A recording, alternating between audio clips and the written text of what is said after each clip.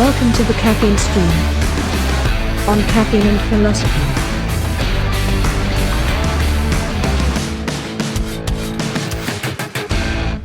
All right. Hello, everyone. Welcome to the Caffeine Stream. My name is CB Robertson. This is episode 47, and I am joined by Joe Peters. I was telling Joe before we started recording that I had come up with a name for this podcast before he even wrote any notes down, which I failed to do. And I thought, is science bad for your health? Would be a good question. Joe, is science bad for your health? And perhaps before I ask that, I should ask, what do you do for a living? What's your background in science and health and then that world?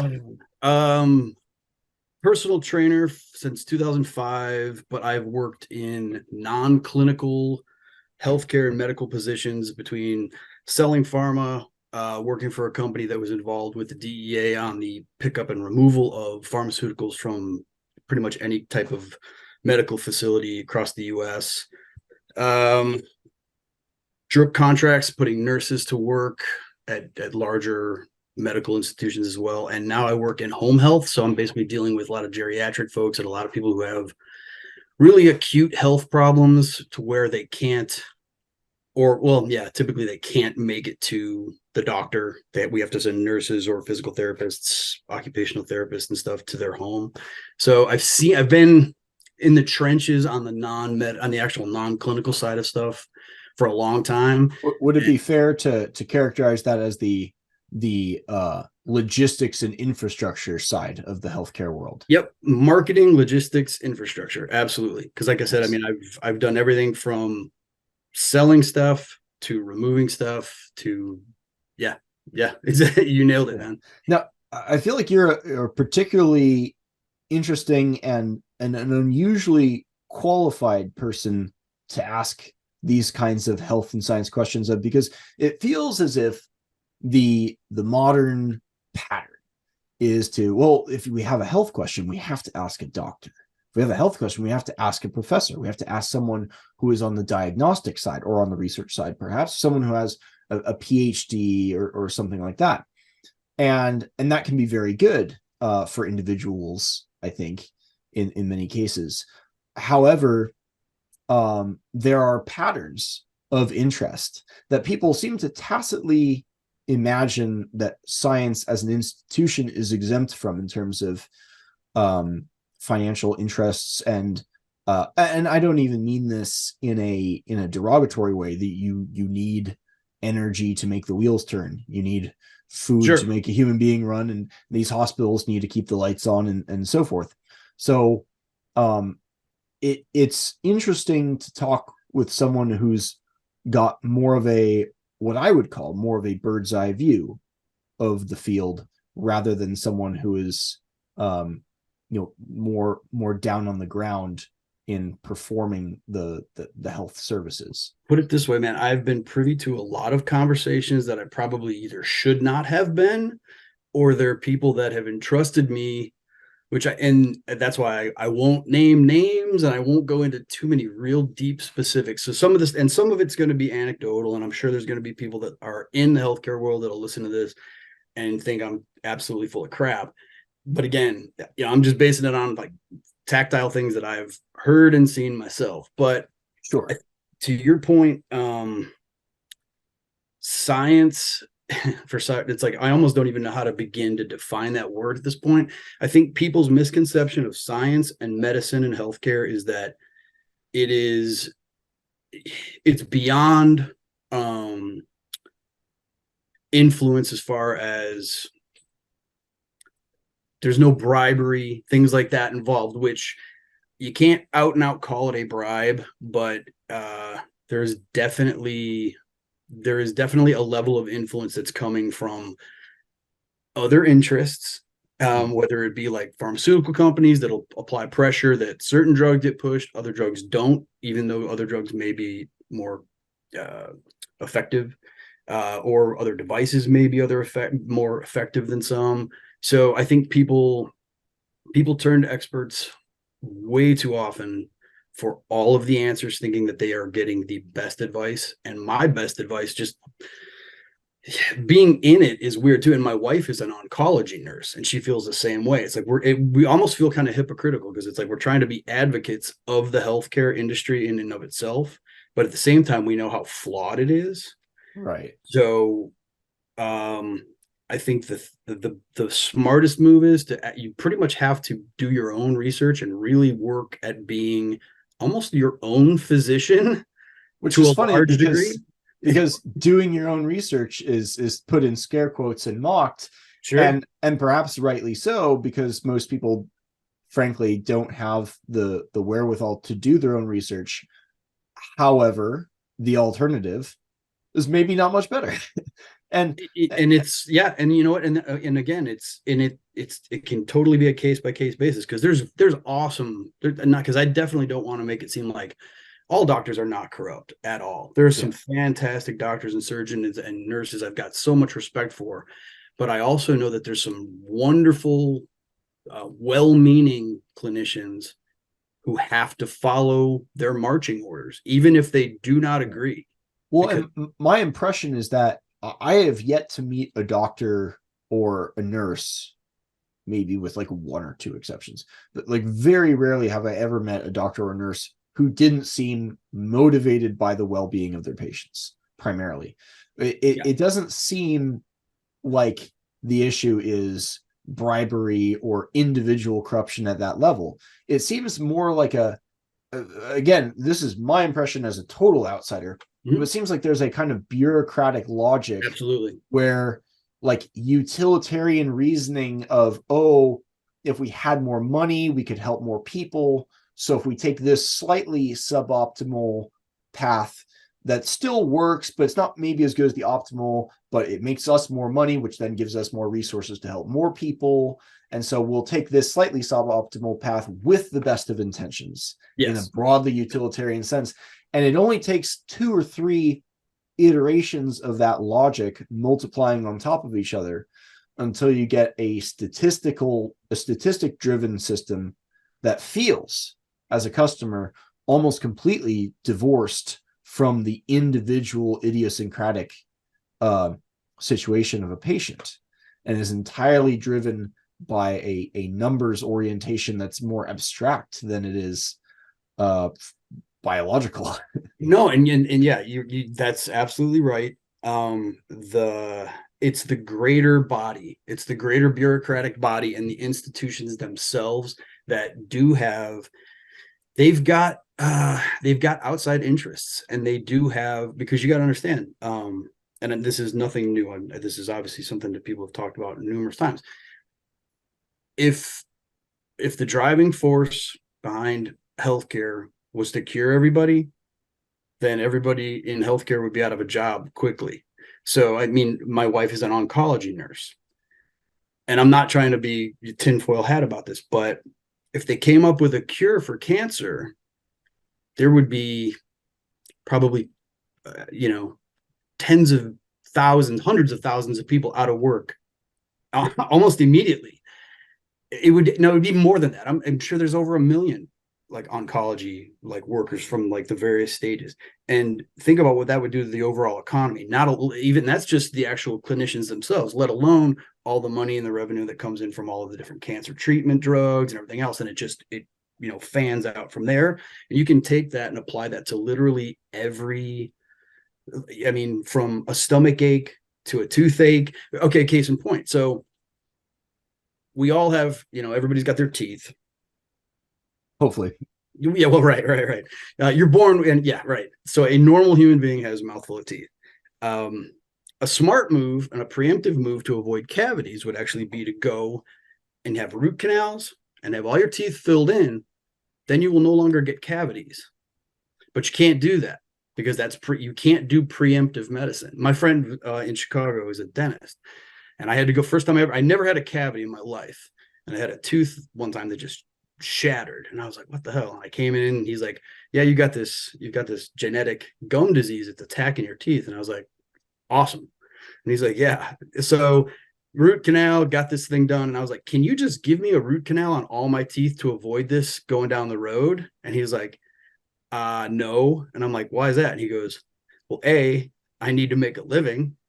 He's like, yeah. He's so in essence, he's like, yeah, I could. He's like, what your point you're making makes sense, but I'll lose my license, and no, I can't do that. And I was like, I'm like, can't you do me a solid, man? You're my friend. And he was like, dude, I like you, but I don't like you that much.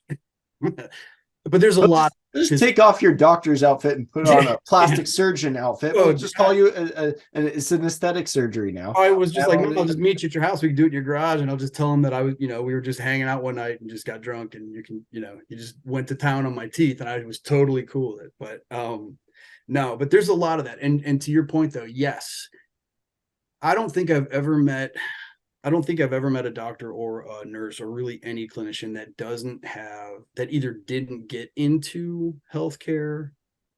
They didn't do it even though they know, like doctors know that there's certainly an opportunity to become very wealthy and to get power, and like sometimes the power does go to their head, but they're almost all driven by the science part of it and the desire to help people. They do help people. My understanding of that brand of sociopath doctor is that their ego is very deeply tied up in the success of their treatments. So even if they don't care about you in an emotional way, they care about you for personal reasons, which is almost better, well, there's a lot. Yeah, there's absolutely that, because if the guy is a complete flop, or if the woman is a complete flop, obviously their results aren't going to dictate that they're like they don't have a god complex, because their success rate is 0. But I've dealt with some doctors on a personal level, and we'll get into this because this is kind of, I think, we're going to like steer the conversation eventually. I've dealt with a few doctors that were absolute quacks. I mean, they were horrible, but they had so much adulation coming from, and they worked at really reputable hospitals across the country, and they had accolades, and people showered them with all kinds of stuff.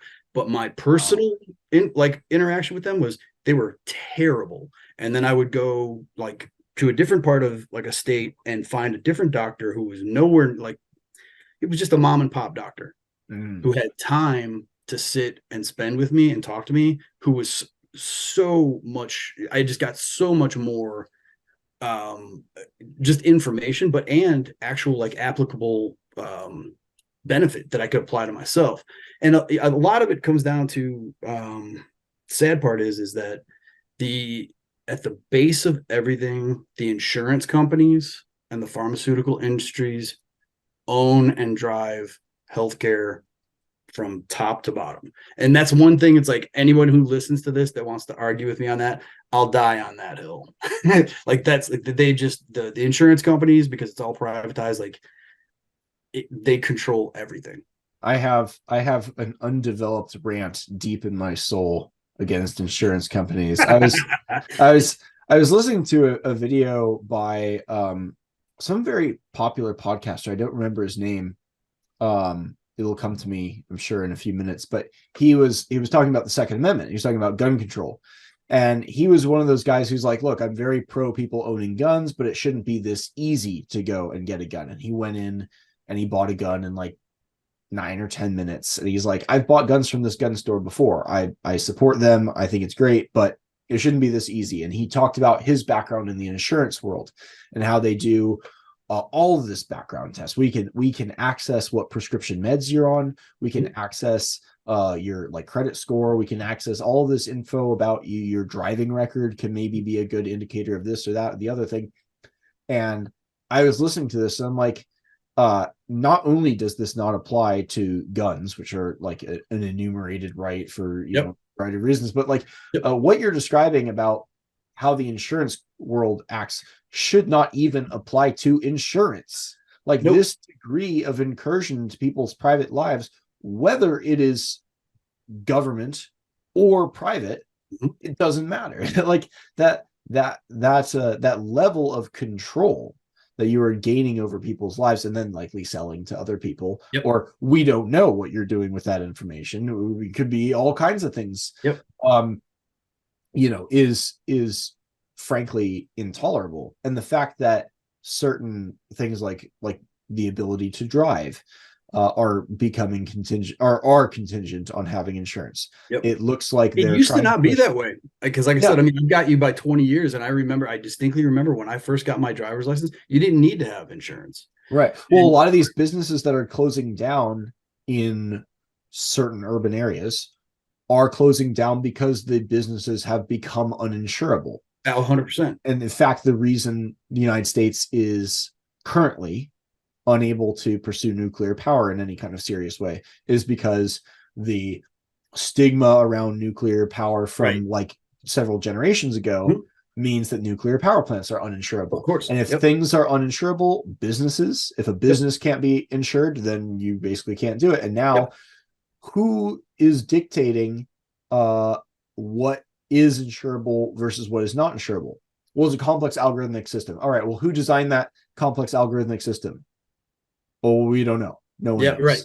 Well, that's always which is a like Kafka-esque labyrinthian way of saying, well, it's one or two guys with ties to who knows what for who knows what reasons. We're going to pretend, we're going to hide behind a lot of complex bureaucratic. It's the guy behind the curtain, man. Don't you know? It's always the guy behind the curtain. Yeah. And the more bureaucracy you create, see, this seems to be an iron law in all contexts. Absolutely. And depressingly, it applies to science too. And I might get further into that too, but like the more bureaucracy you have, the more muddy water you create in these kinds of complex systems, like law, the more room there is for corruption. Of the more room there is for gatekeeping and rent seeking and all that kind of stuff. There, and I'll try to keep this one short. So I have a friend who she's got a doctorate, but she is on disability. So she has a doctorate on paper, very bright woman, but she just doesn't practice. She just stays at home because she's got a back problem and stuff. But she and I essentially had a falling out because she was arguing with me that science is beyond science is just altruistically there for the study of, to find the truth, to seek the truth. And I said, yes. I said, but okay. I go, if you say is what it's supposed to be. Yeah. That's what, exactly. It's exactly what it's supposed to be. But I was like, okay, so I go, if I wanted to study something that was a very unpopular topic, and I'm not even gonna, I'm not even going to name things, but I think we can all think of some things. Say you want to study something that is just a topic that's not in vogue at all. Ivermectin. No, exactly. That's a very good. That's a really, really good one for this kind of thing. Exactly. You would never be able to get the grant money to go down that road, and that could be a career killer. You would have someone that would sit you down and say, okay, you need to change your mind on this quickly. And the more you push back, you literally would run the risk of being drummed right out of your career. But she was just adamant. She was so institutionalized by the idea that school and academics and science cannot be influenced like that. And I was just like, you can't be that naive. And then I gave her some real concrete examples of, well, because there's a ton of drugs that get pulled back all the time that they'll put on the market knowing that wasn't Pfizer's not to use the C word here, but wasn't Pfizer's first C word vaccine pulled? Oh, yeah. Well, I mean, and that's few months or year or something. That's just one. Pfizer's obviously, they've paid out more than any other company in the history of any area because of releasing products that they knew caused harm, but they were just like, you know what? Not disclosing the ratio of people that are going to be harmed by this isn't as great.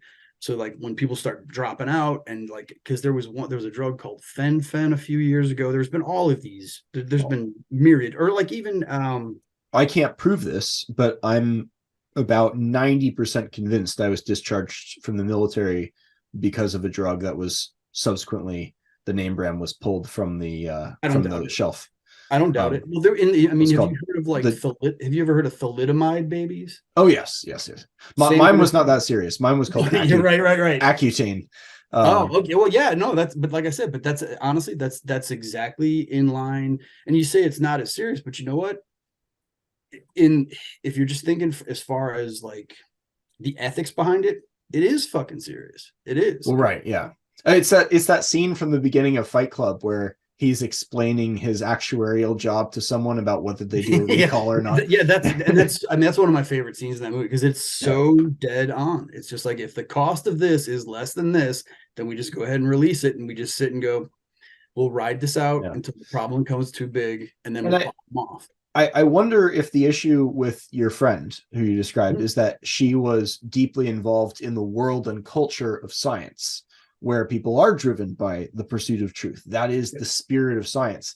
But the people who enable the science, the people who pay the bills and put food on the table for the scientists, are not science driven. Yes. They are economics driven. They're thinking what is financially sustainable as a business practice, and not just financially sustainable, but financially sustainable on a scale that is almost incomprehensible to the average person. Yep. Like And most people have never held $1 million in their hand, let alone 1.5 billion or whatever Right. these companies They are can't doing. they can't even conceive that kind of stuff. To see that type of money, or to even like understand what that can influence, I mean, is way outside their grasp. So You know, I think for her, because she got her doctorate and she never, it's interesting. So it's like, since like I don't ever claim to be more than I am, because that's the one thing you should, in my role, I've always learned, you never speak to somebody who's got clinical background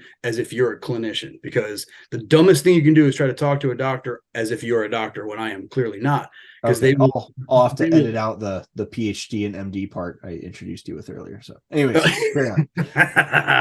God, man, fair warning to anyone that would ever come to me for that type of advice. Like I said, as I did just get done saying, be your own doctor. That's that's more. Well, that's how we know you're not a doctor. No doctor would say that.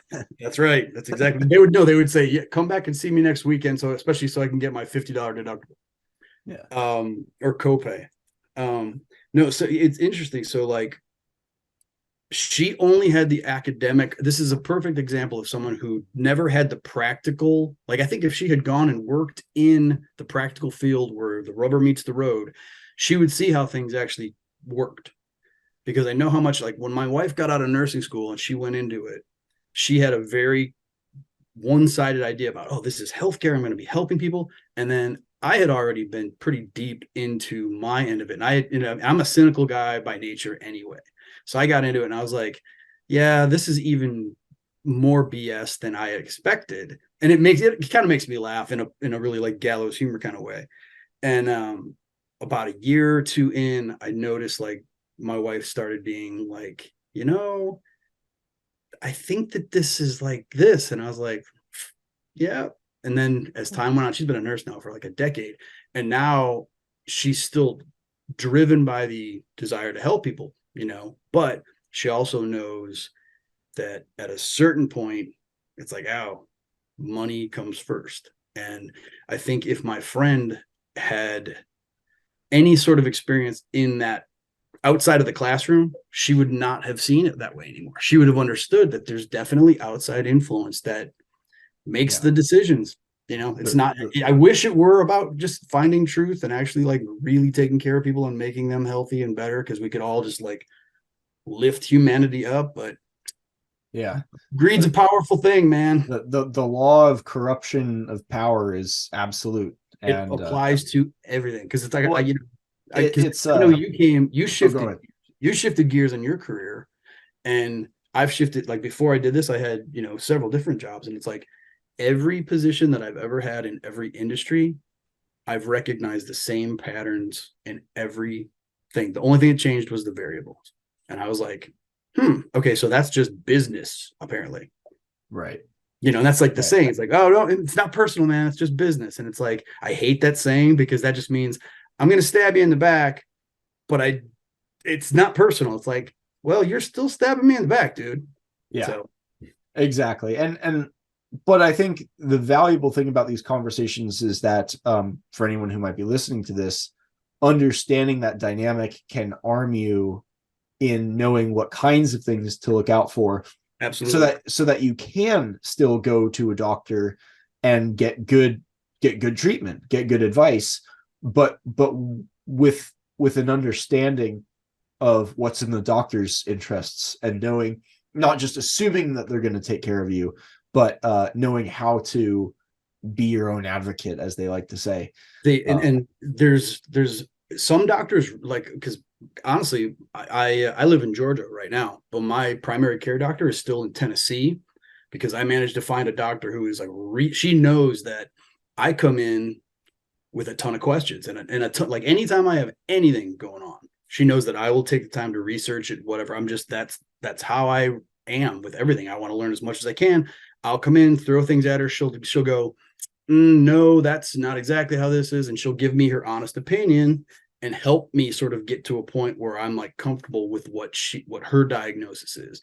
And she's told me, she's like, the two best things that you should ever do is, if you're going to go see a doctor, always go with someone else. Don't ever go by yourself. Always go with somebody else who can sit there and listen to what's being said, because if anything ever goes sideways, it's not the doctor's word against yours, because if it ever, something, say malpractice or something comes up, chances are the doctor's word is going to be taken over yours because they're accredited.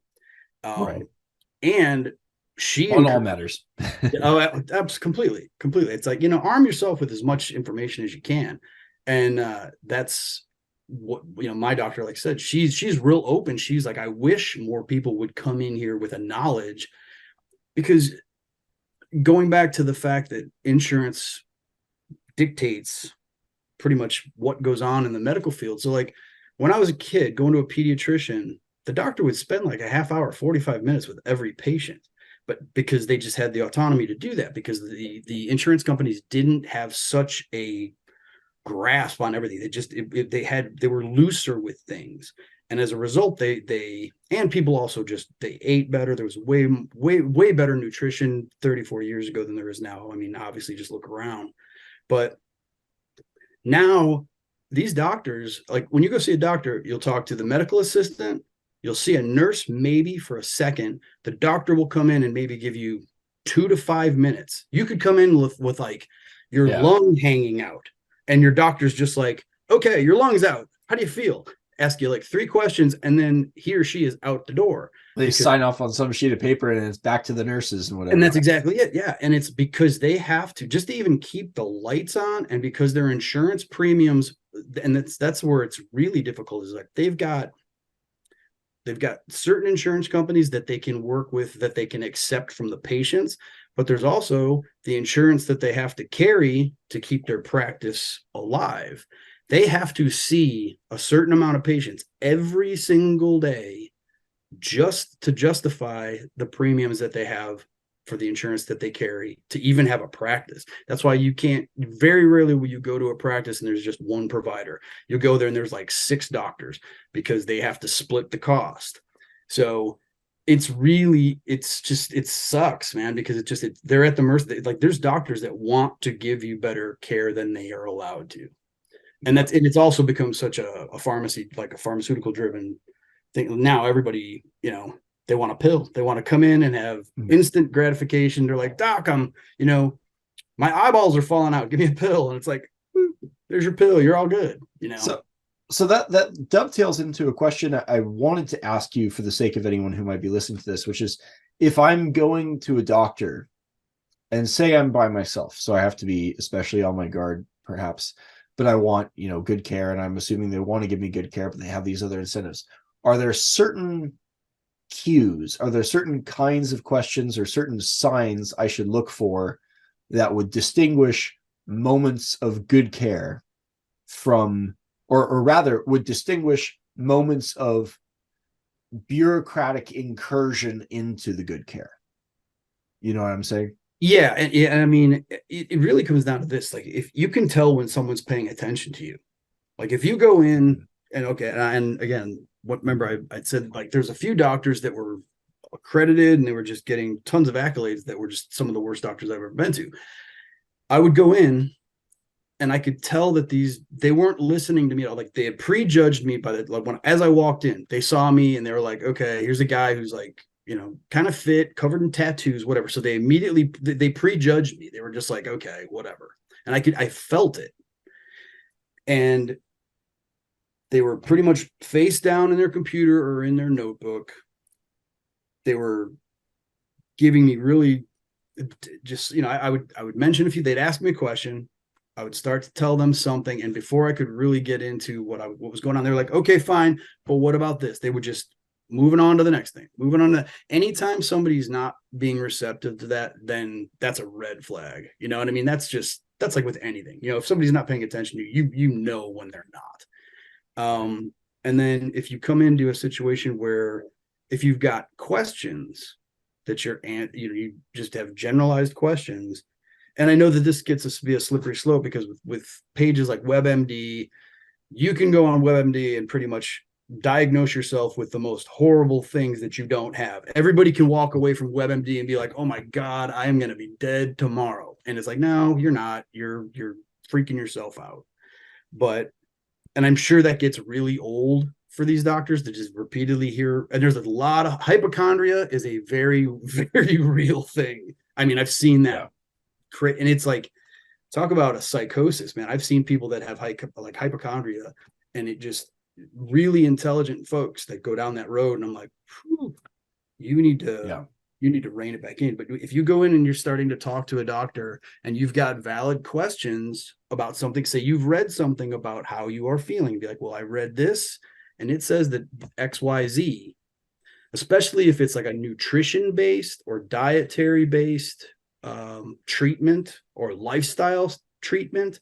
A lot of times they will try to, if a bad doctor, in my opinion, a bad doctor will try to steer you away from that and steer it back to, well, we've got this new drug for such and such. And I heard that so many times. I'm glad you mentioned that, because that was actually what I was running into with, I guess I'll mention it, ulcerative colitis. Yeah, well, we talked about that because I had the main reason that I got into all this is because I had massive gastrointestinal issues. I kept getting they said, oh, and then we can do this, and then we can set you up with this prescription, which keeps you really good on that. And I would ask, like, well, okay, is there an alternative to this prescription? And they basically jumped straight to colonectomy. Yep. And I'm like, all right, let me get back to you on this. There's a pretty big gap involved there that they just happen to just disregard. Yeah, called like exploring your diet and recolonizing your gut. And like, here I am, 10 years later, basically symptom free. Yeah. Almost completely symptom free. I haven't had like a serious flare up in years. I get, it's to the point where I can't tell if what I have every once in a blue moon is like the level of food poisoning or just ordinary gastrointestinal issues that everyone has, or if it's just a residual something that I have. But it's like, that was never even brought up as a possibility. It wasn't even considered. And and again, okay, because this is kind of weird. Like, you and I bonded over our messed up gut. But yeah, and I don't know, like I said, if you want me to kind of go into that aspect of it, because this is kind of where this is what prompted me to get into fitness and nutrition. I had already started down the road of working in healthcare, but at the time when I got into all that, I was a young, healthy guy that I thought I was bulletproof and had no issues. And I have to cut in here for anyone who might be listening to this on Spotify and not watching the video. I'll see if I can post the video of this on YouTube. I'm usually not good on that. The speaker here, Joe, is like a guy in his early 50s who looks like a bodybuilder in his mid 30s. So for context about health and stuff, because it's become a meme. Everyone knows the health minister of Belgium or the health minister of Canada is this like morbidly obese or this soy boy kid or whatever. Like the health experts are invariably like the epitomes of dishealth. If your minister of health can't do 25 push-ups, that's a problem. Or if they've got 5 chins, that's a very, very serious issue. Yeah. And I guess to tack on to that anecdote again, but in a different context, right after I got married, I was 25 on the cusp of my 26th birthday. And a family member, I won't say who, I might have mentioned this in public elsewhere, but I won't repeat that exact relation, but they came to me and they're a nurse and they said, Chris, you should really go in and get your HPV vaccine. Because 26 is the cutoff. And I had literally been married like a week prior. And they're coming to tell me I should get an STD vaccine immediately after I just got married. And I was like bit my tongue on talking about how insulting that was. But I was curious. And I asked, like, why is 26 the cutoff? And I actually didn't know the answer at the time. I don't know the answer to that. They didn't know. So I went to the Which is even worse than why are they handing out that information? Why are they giving that advice? I went to the CDC website to look and see why is 26 the cutoff date. Well, it turns out the cutoff date is 26 because 26 is the aggregate age at which HPV transmission drops off fairly precipitously. Now, it's a statistical average. Sure. So it becomes a lot less transmissible for some strange reason around the time people turn 26, which also happens to be about the age people get married. Yeah, I was gonna say I got married when I was 26. Getting married is literally the reason HPV is so not a risk of transmission that it's not worth immunizing for. Yeah. And so I had just gotten married, and this family member was saying, well, you're coming up on this cutoff date year. Right. Really go in and get that before you pass over that limit. And that's that illustration of like they have knowledge.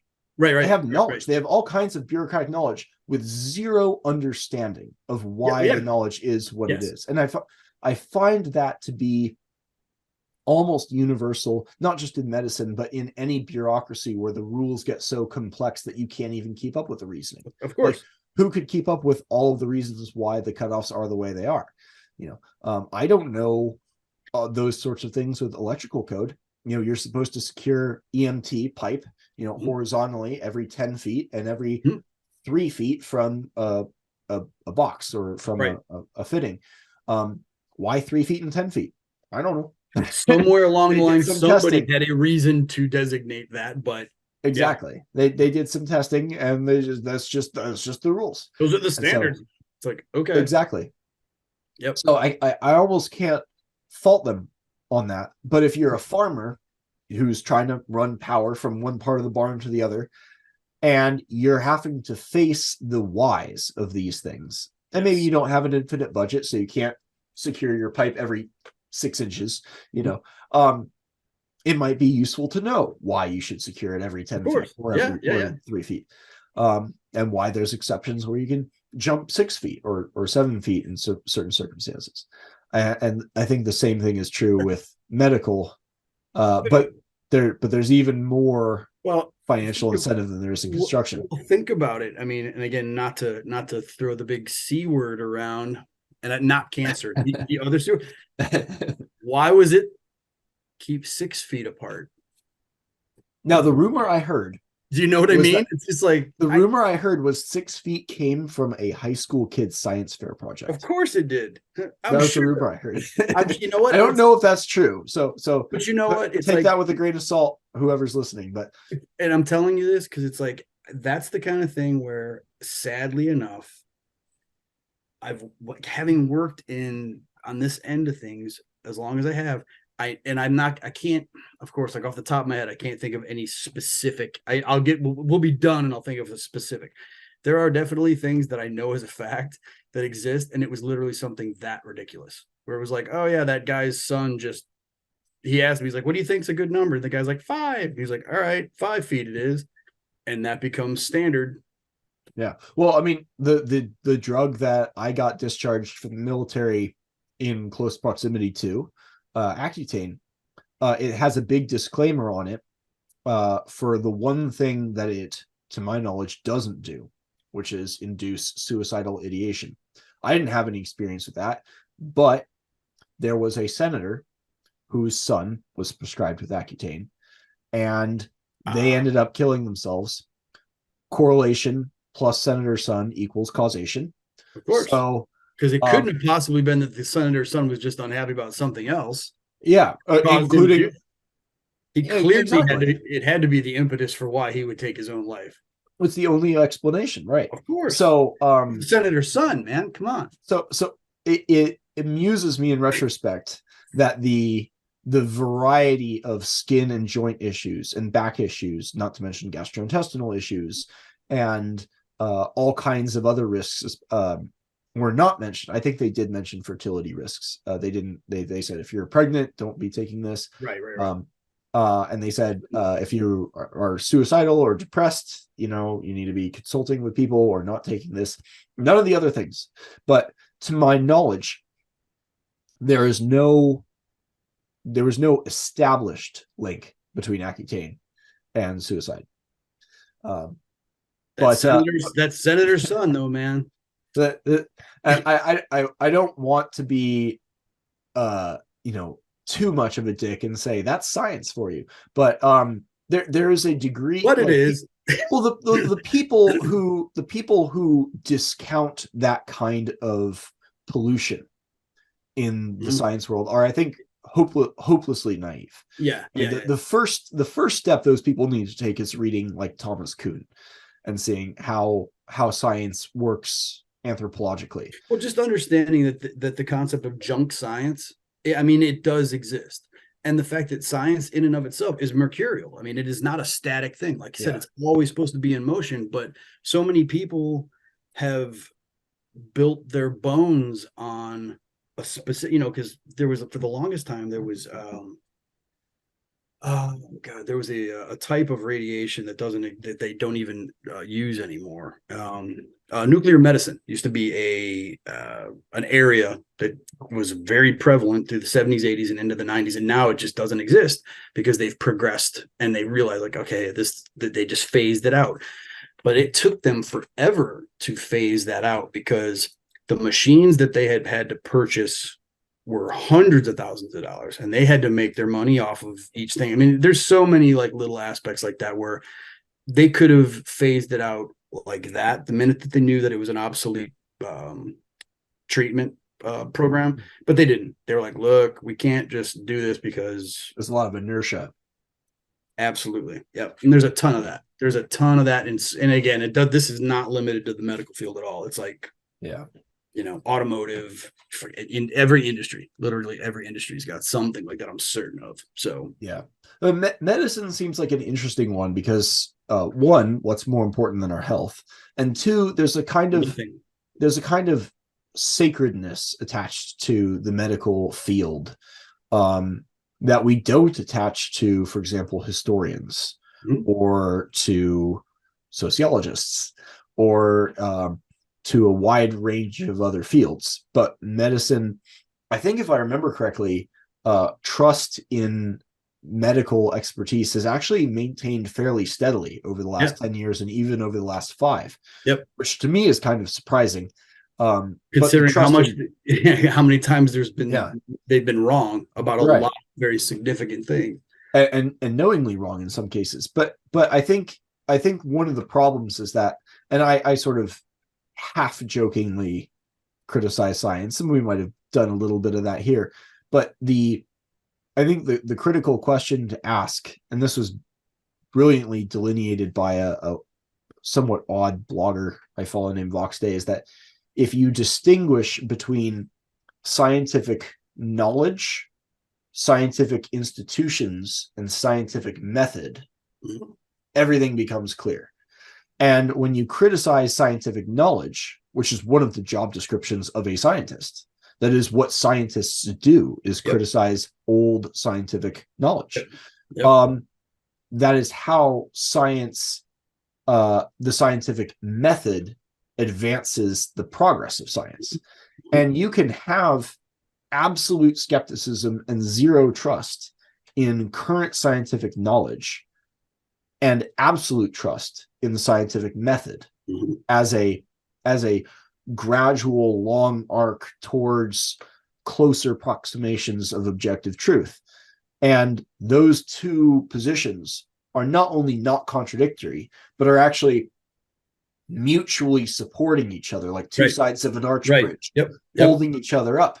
And for some reason, those have become separated or conjoined in a gross way in the form of the scientific institution. And if you question the validity of this, or the legitimacy of a scientific institution and a certain claim they have, you're now anti-science in the method. And that's the thing that drives me crazy, because it's like, I know we're sort of like, we're taking the piss out of science a little bit here, which only the institutions.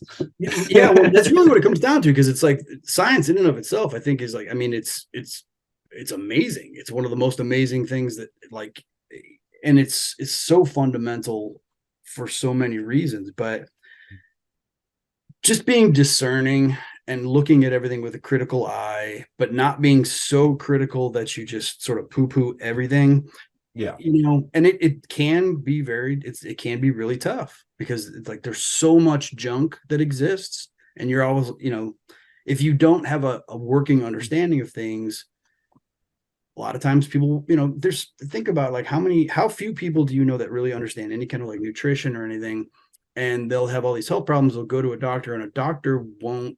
Well, for starters, doctors spend, if they have a 10-year, if they study for 10 years to get their PhD, on average, they only spend 6 weeks studying basic nutrition. So 6 weeks out of a 10-year curriculum, that's it. And I'm talking like very, very, very like rudimentary nutrition. Everything else is all, it's all the other ancillary parts of it. And when I learned that, I was like, that seems like wrong in every way possible. But like most people, like they'll go in, because being a trainer and having the nutrition background that I've got, people don't even understand. Like people would ask me, they're like, is pasta protein? And like they don't even understand really simple things. And I felt bad for them, because or like somebody will have diabetes, and then they'll come and talk to me, and they won't understand that like drinking soda and things like that, it's like, man, you gotta stop. And they're like, well, why? I thought it was sugar. I'm not drinking sugar, I'm drinking Mountain Dew. It's like, dude, you like look at the ingredients. And I'll tell them, they'll look at the ingredients, they won't even understand what the ingredients are. And I'm like, wow, this is like, you really have to bring them back to this. And trying to get someone to, especially somebody who's 30, 40, 50 years old, trying to get them to understand that you have maybe a third grader's understanding of what this is. People don't like to be made to feel stupid. So you have to really deliver it, soft, and that's the hard part. But definitely don't take away. Like I do love to make fun of science, like you said, like the institutions, but science in and of itself, if it weren't as corrupt as it is, it's one of the things I'm most interested in. I wrote an essay, and I'll probably link it in the description here, because it's always worth a return, but on the spiritual origins of science. And I gave as an example of a legitimate scientist, a guy named Schmidt, who came up with what's known as the Schmidt pain index. And I don't know if he got any grant money to do this, or if he just did it for fun, but Schmidt, for some reason, decided that we don't have a really good baseline for comparing the relative pain of different insect stings. That's something that's really absent in the world. We need to solve this problem, and there's only one way to do it. And so he went about collecting all of these exotic insects. He stung himself repeatedly. A bullet ant body, that the bullet ant. And the best part of his Schmidt pain index is the descriptions. I bet the descriptions because he doesn't just give them a 1 to 4 score, which he does. And there were 2 insects that got a 4+. It's like, shit, oh my fucking God, holy hell, this hurts. No, it was better than that. It was better than that. It was like a wine connoisseur. Like Nice. the paper, Nice. the yellow jacket was like fruity with a crunchy after effect, like very full bodied. Yeah, like full bodied. And then you get to the bullet ant, and it's like, I feel like I'm chained to an active volcano flow. Why did I do this experiment? Like, and like, now one academic criticism one might have of Schmidt's pain index is reproducibility. Not that it's not in principle reproducible, but that it's unlikely to be reproduced by other grad students, presumably, right, unless they're right, unless they're crazy enough to do it. But I just the spirit of I don't know. He was all in. Let's go freaking find out. Yeah, I was gonna say, like, he was all in. Like that is, and there's no like, what is the possible opportunity for financial conflict of interest there? You know, where's the political line at stake? To me, not to drag in one more controversial subject, but that to me is the problem with the climate change debate, because the climate change activists actually are correct that all the arguments against their position are probably funded by the oil industry. Oh, for sure. They're probably correct about that. The thing they omit is that all of their positions are also funded by the green energy industry. It's like there's financial conflict of interest everywhere. None of this is legitimate, or at least none of it is trustworthy. No, there's no. Well, because they might be right. But there's no such thing as neutrality when it comes to information. Right? At least where there's lots of money or power on the line. Of course, for sure. Of course, yeah. And that's the cool thing about the Schmidt pain index is there's literally no money or power. No, like I said, that guy was just driven by. He was straight up. Honestly, he was a legit scientist. He was like, right, I'm doing this, man. And his, if his friends were probably like, "You're insane." He's like, "No, I just really need to get to the bottom." Yeah, I just love the idea that he one day decided the world needed that pain index. Man. And now we have it. Now we know quantitatively that that tarantula hawks are significantly worse than note to self: avoid tarantula hawks. Yes, and jackhoppers and all those other things. Yeah. No, I'll be sure to like I said, I'm gonna go through and like look up all of them. And be like, okay, stay away from that. Stay away from that one. I kind of wish I wish that there were more people that were doing that for those purposes, that were, it's like, I'm all for making money if that, because it's like I get it. I'm not anti capitalism, but I think if there were people that were, especially in the field of science, who were able to be driven more from just straight chasing truth and curiosity. I think they start out that way, and then they either become disenfranchised and then they get out of it, or they see how much money can be made by going in a specific direction, and they go in that direction, and they become the corruption that they, thought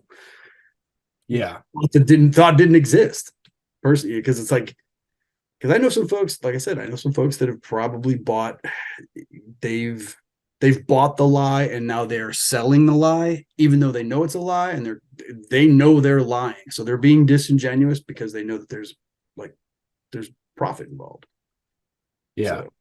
So. But the cool thing is, for people who like science, whether you fucking love science or not, to borrow a Redditism, like the method and the spirit of science are still available to us. And the method is a tricky thing because there's some areas where scientific method is not singular.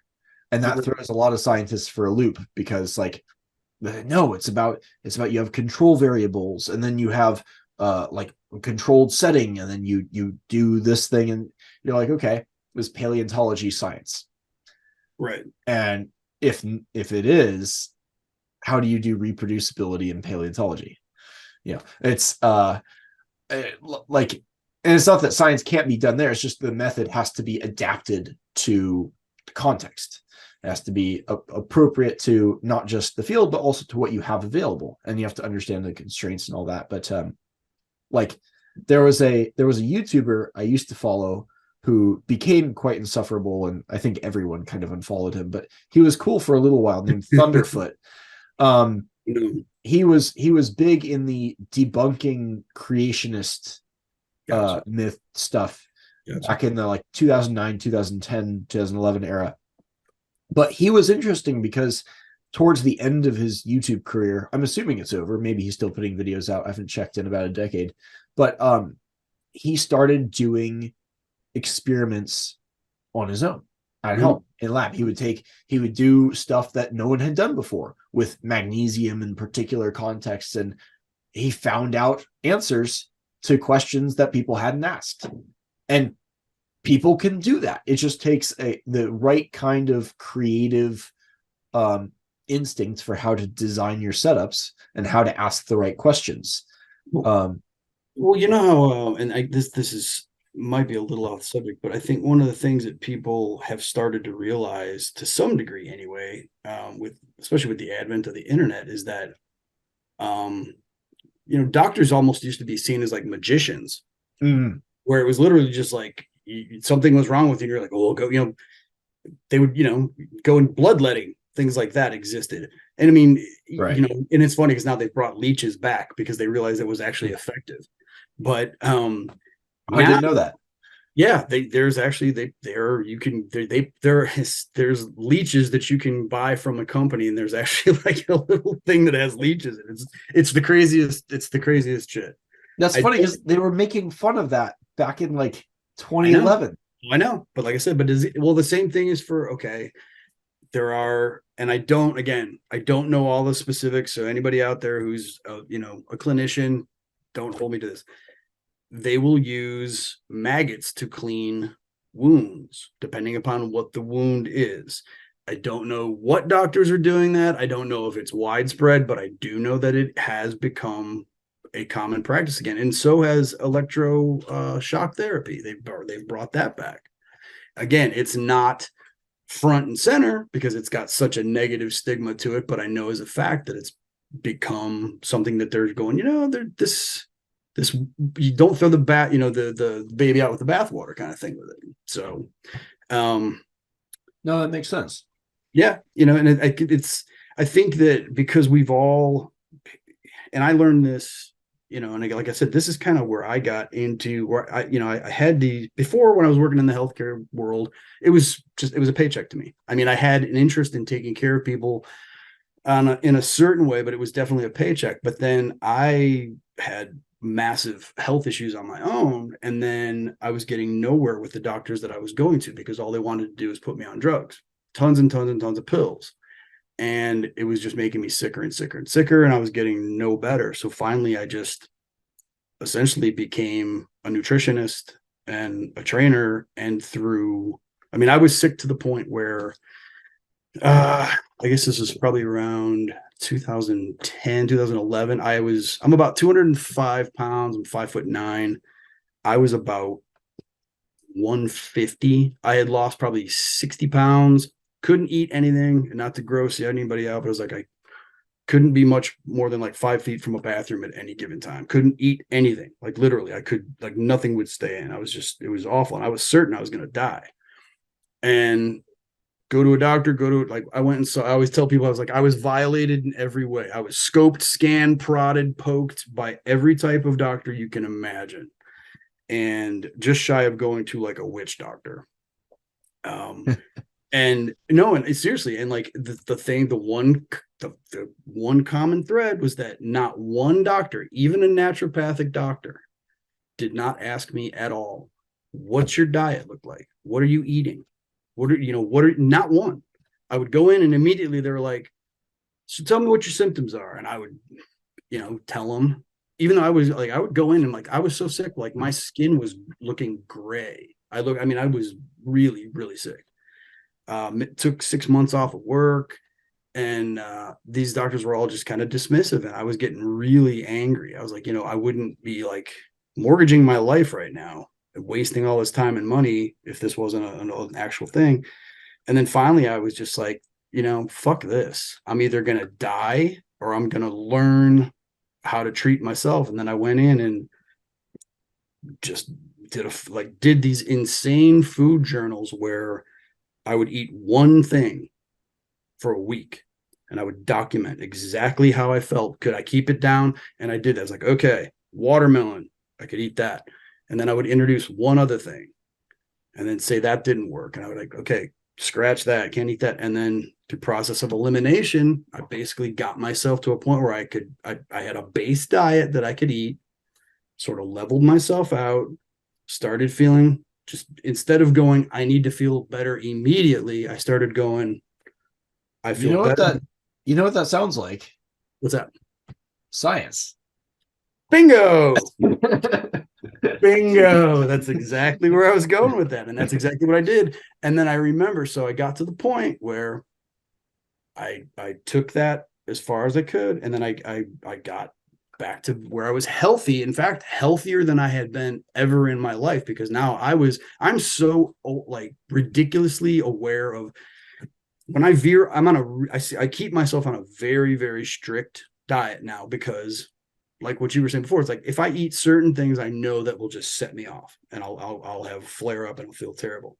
So I keep myself on a really strict diet, which I'm totally fine with. After 10 years, it's just like, and when I went back to these doctors after I had done this, and they were like, damn, like, okay, you look great. What have you? Oh, you must have been following what I did. You took the medicine I gave you. And I was like, no, in fact, I did the exact opposite of what you said. And this one doctor I'll never forget. He and I, like, we exchanged words. I went in there and I remember he was sitting in front of me and he was like, he used to wear these glasses. He took the glasses off and he was twirling them. It was mostly, and I was like, it was all I could do not to punch the guy in the face. I'm not kidding. I was sitting there I was like, oh my God, I want to punch you. Sitting there and he's swinging his glasses. I would have said something mean. I would have been do you realize that my life currently proves your existence as a joke? My wife worked with him is the only reason that I didn't like come out of the box. So I was sitting there and I explained to him what I did. And he kept saying, he's like, well, he goes, clearly that's not all you did. That's not all you did. You had to have done this. And I said, no, I did not. I did not. I said, and I was basically telling him, like, I don't care how many degrees you have, this, that, and the other thing. I said, I took this and I ran with it and did it exactly my own way. I said, I've never touched any of the things that you prescribed me, whatever. And he goes, he was twirling his stuff and kind of like rolling his eyes at me, folded his glasses, took his book and goes, Mr. Peters, well, I just consider that your workup is done and I don't think that we'll be needing to see each other anymore at this point. And I was just like, I swear. And he was so smug about it. And I was just like, God. Anywhere else, in any other situation, just like you and I would be knuckles up right now, buddy. But I proved him wrong. And it's like, I know deep down, even though he would never admit it to anyone. Yeah. Yeah. It's like, I proved him wrong. And well, like the thing that gets me, because I was always taught in school. Now, granted, I went to government school, so who knows, but I was taught that the driving motivation and character of a scientist was curiosity. You think that would be what it is, right? What strikes me about so many of the promoted spokesmen for science and the advocates for science and the science advocates that we see on social media and sometimes in person, sometimes in the middle of roadways too, is the absolute abject absence of any kind of curiosity. They possess such a solid certainty. It's actually kind of astonishing. Well, because they need even in the face, marketable. Because think about it. Some of the brightest scientists and curious people that I know are very socially awkward, and you could never put them in front of a camera. You could never ever, and that's part of the reason why, being on this end of things, why I didn't get into the clinical side of it, because I stayed on this end of it because I realized that I can talk to people, and I can usually speak to the clinicians who are the socially awkward ones, who are very academic, because I know just enough to be dangerous and just enough to absorb it, take the right feedback, and then take it back to like the marketing team or whatever I can be the conduit. and they have to, like, for instance, Dr. Fauci, right? I'm sure, he's got all these accolades and this and that and the other thing, but at the end of the day, he's not so awkward that they couldn't put him out in front of people. Because I mean, there are, I can name, just off the top of my head, I can think of probably 5 or 6 doctors that if they had to go out in front of a camera, it would be an absolute horror show.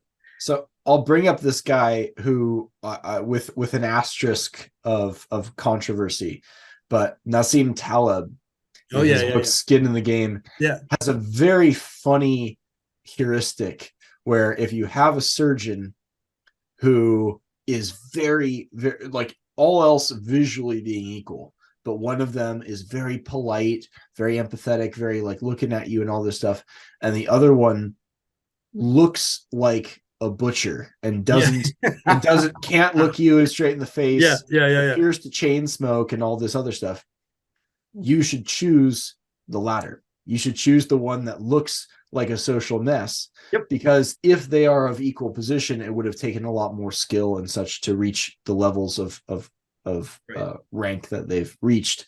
And I felt like we saw something similar depicted in the finance world in the Big Short, where you see some like the really, really expert, fantastic traders are often very awkward looking people.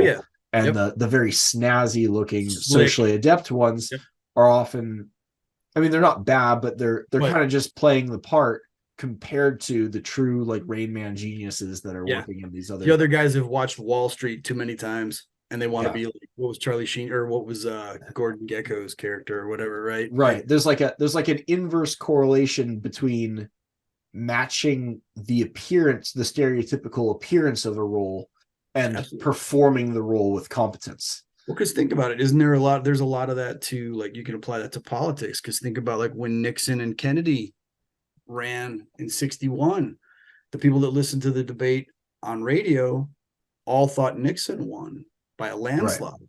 And then it was the first televised one, and everybody that watched it on TV were like, Kennedy destroyed him. So it's a lot can be said by just, when I see that, I mean, in sort of keeping with what we're talking about, in the 90s, when like pharmaceutical reps were just, the pharmaceutical industry and the sales industry at that point in time, and it's changed vastly. It was so much of it was on, like, they would hire gorgeous women fresh out of college who, no offense, some of them may have been very bright. I don't know. Some of the ones that I met, they weren't being hired for their brightness, most likely. Exactly. It was, if they were bright, they might have been bright incidentally. Yeah, exactly. They may have been, but I can tell you again, anecdotally, I met quite a few who they weren't idiots, but they were certainly not, very, very sharp blades. And they would go into a doctor's office. Like, I would walk in, just a dude, and have a really strong knowledge of whatever. Doctor would be like, okay, Joe, great, whatever.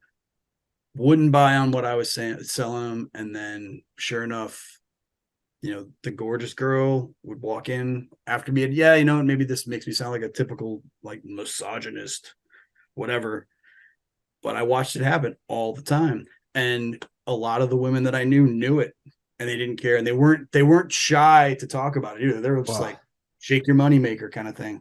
Yeah. Well, I mean, we know that's your fault though. You didn't put on the camp voice enough. I think I would look horrible in a skirt. I don't have the legs for it. And I'm bald, man. Well, I wasn't bald back then, but it's just like, back in the day, it's like, yeah. Although there were a certain type of doctor who did find me strangely appealing. I'm just going to leave that hang there. They were like, Joe, come back. Yeah. What are you doing after work? And I was like, I'm going to hang out with my wife, but thanks. Yeah. Yeah, that's me being I'm being a jerk. Well, anyway. You could have converted that into sales. Oh, I did. Like I said, I didn't go as far as the casting couch with it, but I definitely think that I got some. I definitely think I did get some business out of the fact that I was just, it seriously must have just been my knowledge. It was totally my knowledge. It had nothing to do with any aesthetic. It had nothing to do with that. Yeah. Oh, as Aristotle says, there's nothing wrong with employing rhetoric and sales technology, on the side of truth. If you think you have it, it's just important to make truth the priority above, Andrew Tate style sales orientation. Yep. In that way. Well, because remember how when you and I we were talking earlier, when we were chatting earlier, and I had said, how we were talking about how men have done a disservice to other men by not encouraging articulation and just promoting the idea of becoming more intelligent. And it's just been like, men, you talk with your fists, and it's like, yeah, okay, be physical, be a formidable guy in a physical realm. But what I had said was like, but be the guy that can outthink you, outspeak you, and kick your ass. It's like, that's a real opponent. Like that's ultimately is like, it's like, and not violence for violence sake, because like those guys are idiots. The guys that and we all know those guys. Oh yeah. That's like, if there's anything that I try to strive for, it would be to try to just have all, and not to be hokey about it, but like have your spiritual side of your life in order as well, man. Well, and what a brilliant tie-in of everything together too, because how are you going to be that physical guy that can talk with your fists if you can't take care of your body? And how can you take care of your body over time?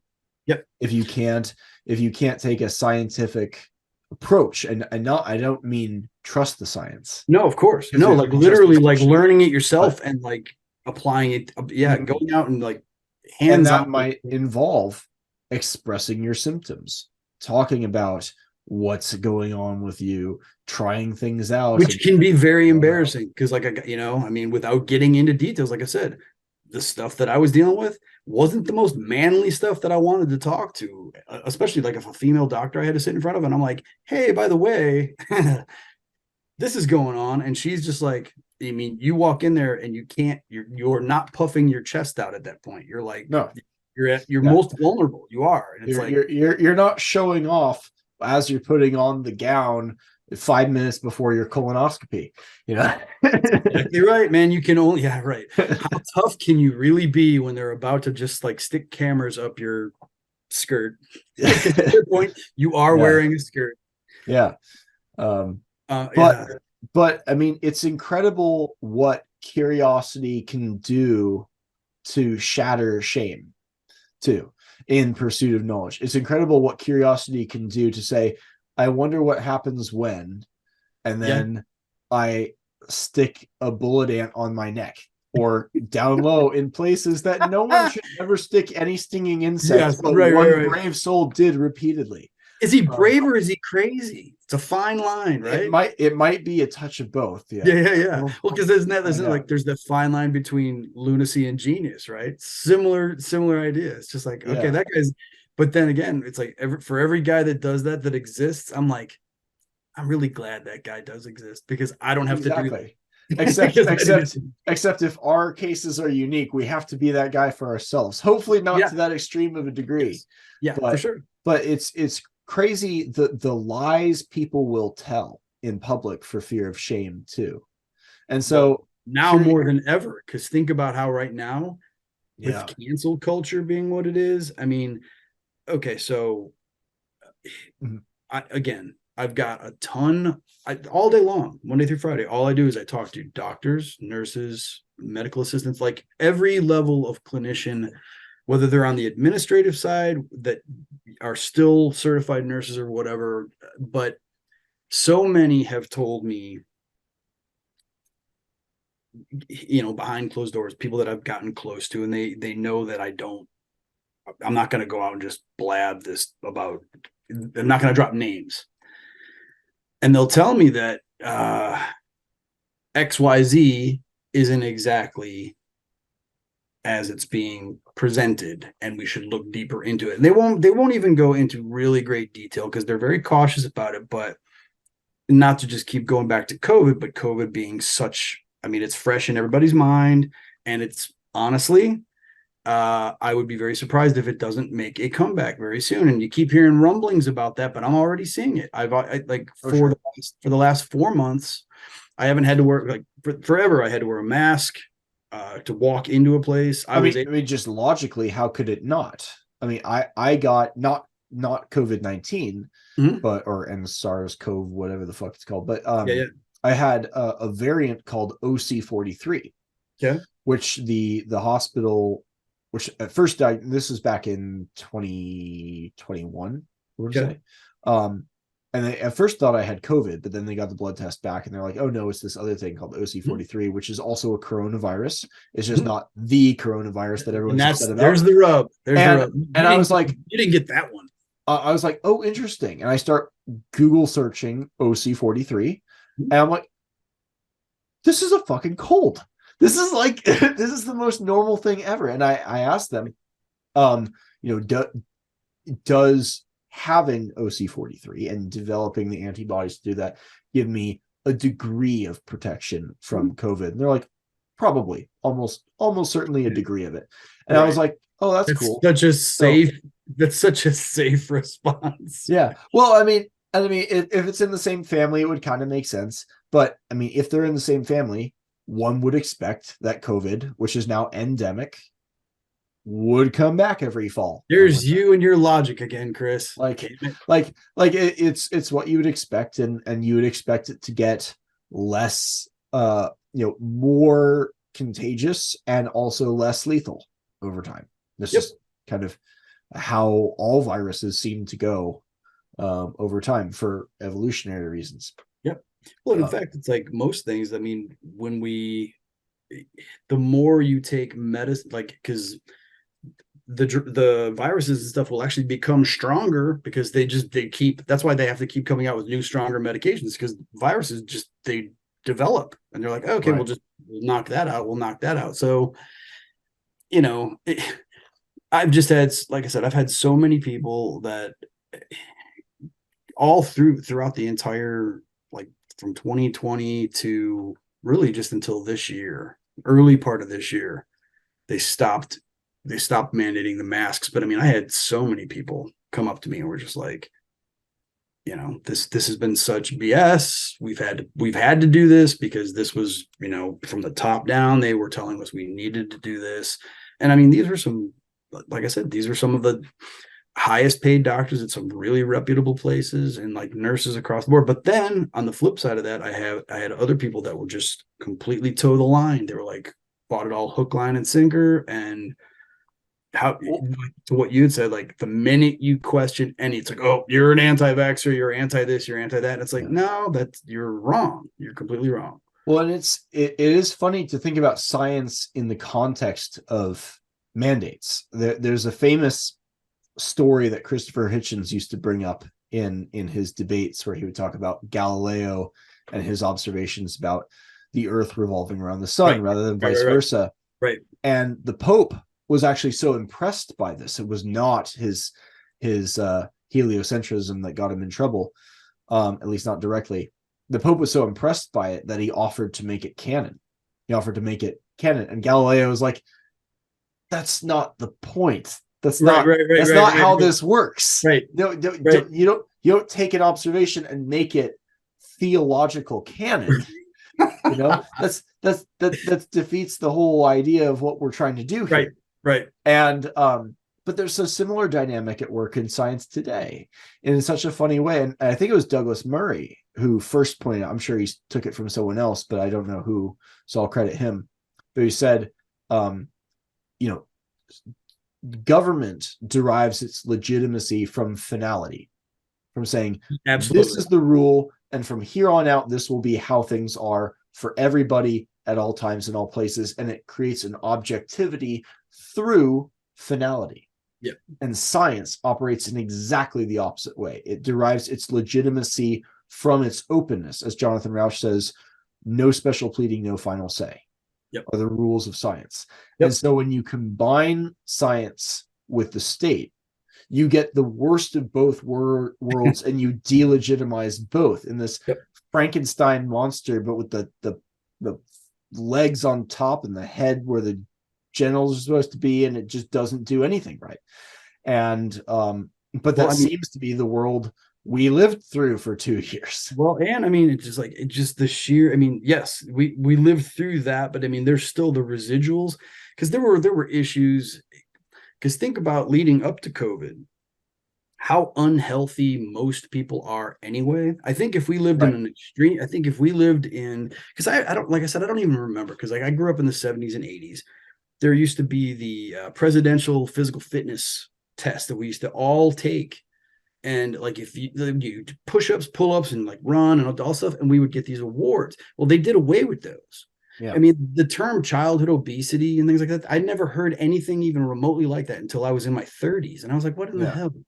And now doctors can't even use the word obese. You can't say the word, like this is the most ridiculous thing. My friend, he's a doctor. He said, he's like, Joe, I have to say a person of large carriage. And I was like, that almost sounds worse. I was like, well, what? And the tragedy is that is actually killing people. That's hurting people. Because it's enabling horrible behavior. Well, and it's taking away. I have an aunt who her whole job is to teach clear writing to the government, teach people how to write.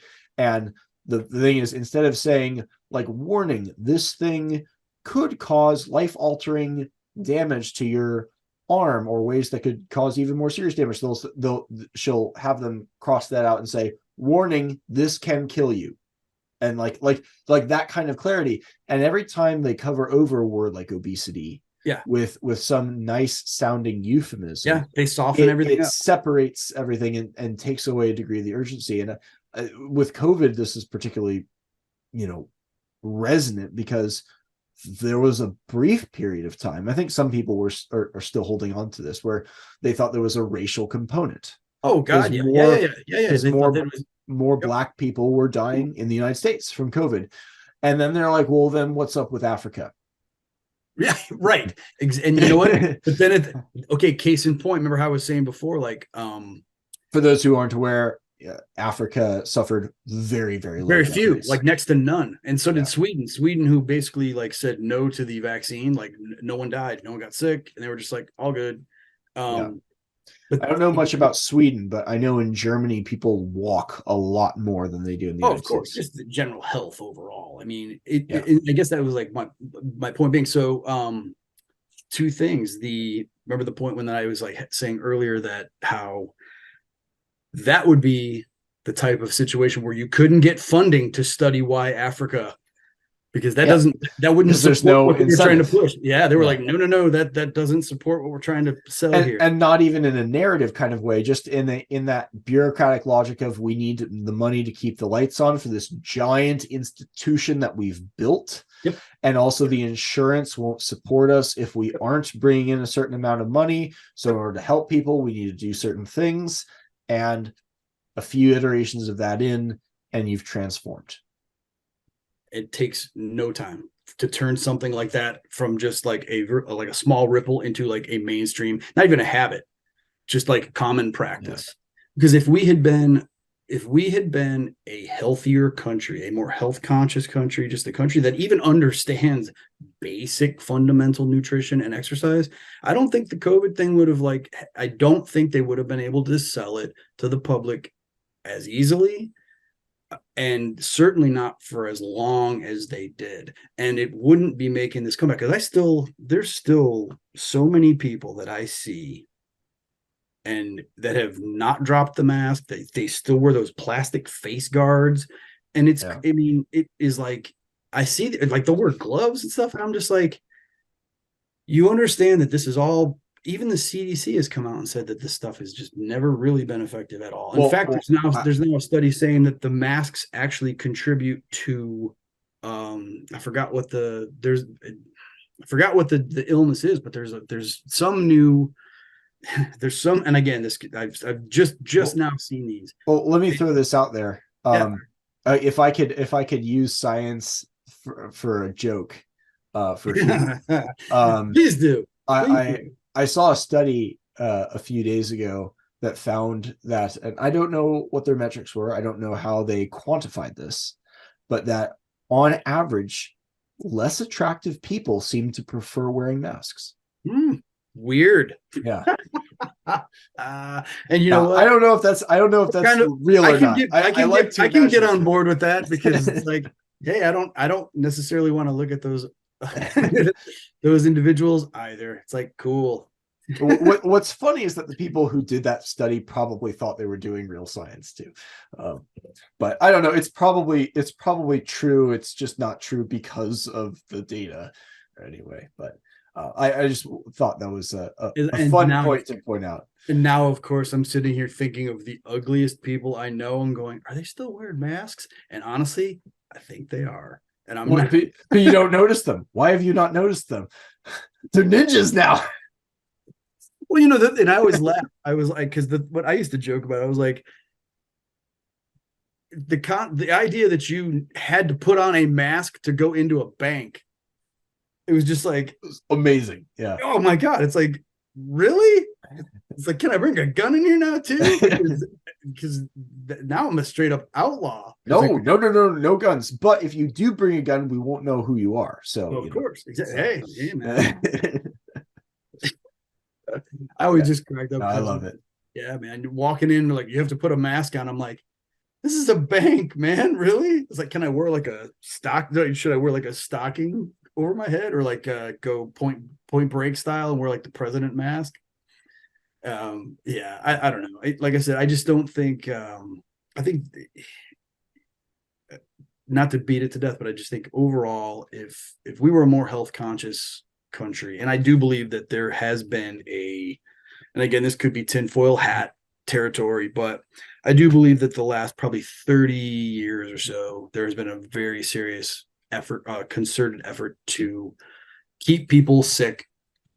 They remove so much education from schools, and even just like physical education, like gym and stuff has become like almost like an elective. Now you don't have to take gym, just because sicker people are easier to control. They're easier to keep scared. They're also repeat customers. I mean, virtually every, diabetes, respiratory problems, all of these things that are absolutely, with the exception of like type 1 diabetes, like there's most of the things that are killing people are all things that could be prevented. It's all lifestyle induced type stuff.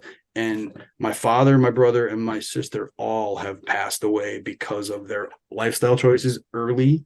So I watched them and I was like, yeah, I think I'm not going to go that route. And that was part of the reason why when I got sick, I was like, I'm not gonna throw all my weight behind these doctors, because it didn't do the people that I knew and cared about any good. So, and the tragedy of it all is that the presumption underlying this whole institution is that the medical establishment is built to help people.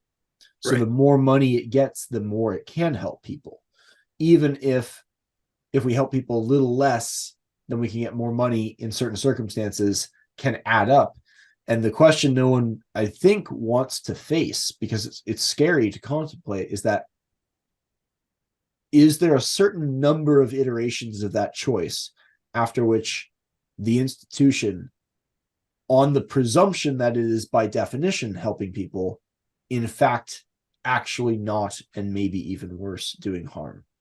Yeah, and that's exactly it. It's like, where do you draw that line? Like, who draws the line, and where do you draw the line? Because I understand how it is. I understand how it's become what it's become. And again, all jokes aside, there are so many tremendous things that are being done to take care of people. Because I see this stuff all the time, especially because I work primarily with like geriatric patients, or like I said, people that have really high acuity as far as like how sick they are.